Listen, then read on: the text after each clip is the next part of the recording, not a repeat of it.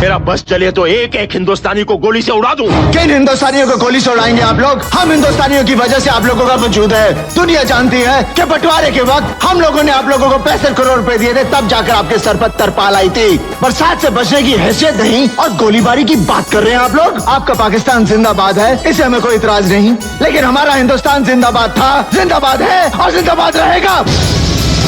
हिंदुस्तान जिंदाबाद। भारत देश के तीन रंग तिरंगा हकई हमनी के सनमा अजी हकई हमनी के सनमा अजी एही रेती रंगवाला केतना लोग होलकिन भैया कुराबानमा अजी होलकिन भैया कुराबानमा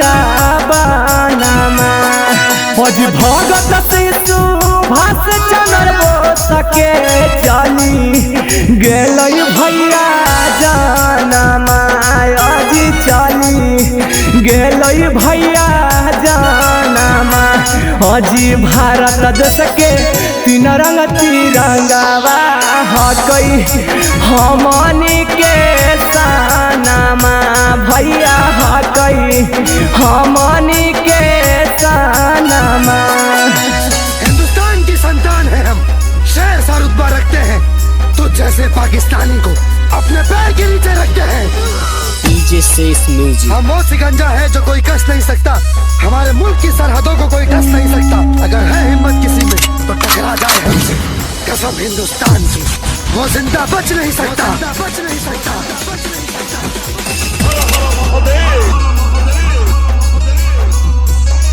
अजी हमनी के तिरंगावा पर जे अकिया उठाई तई भारत माँ के कसम हई जिंदा बचन ही पैतई। अजी हमनी के तिरंगावा पर जे अकिया उठाई तई भारत माँ के कसम हई जिंदा बचन ही पैतई। अजी खाली अपन देश के दुश्मनमा देखत रह जीतै सपनमा अजी देखत रह जीतै सपनमा।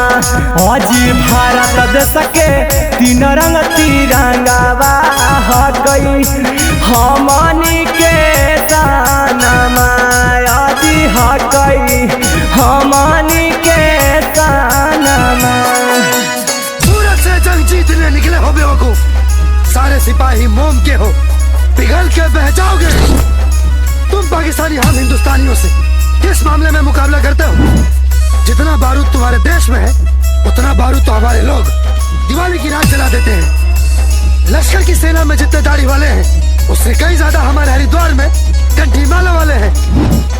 तुम पाकिस्तानी जितना खाते हो उससे कई ज्यादा तो हमारे यूपी बिहार वाले खैनी खा के थूक देते हैं, खा के थूक देते हैं, खा के थूक देते हैं।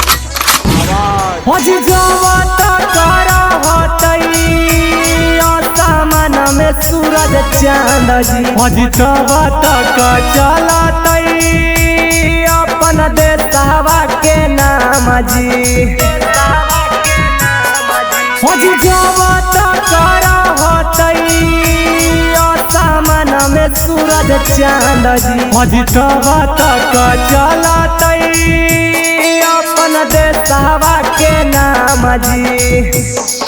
अजी भारत माता लागी जे जनम दे देवई पूरा हिंदुस्तान जी दे देवई पूरा हिंदुस्तान। अपन भारत देश के तीन रंग तिरंगावा हकई हमनी के सनमा भैया हकई हमनी के सनमा। भोलेनाथ रिकॉर्डिंग स्टूडियो बानावर बिशुनगंज।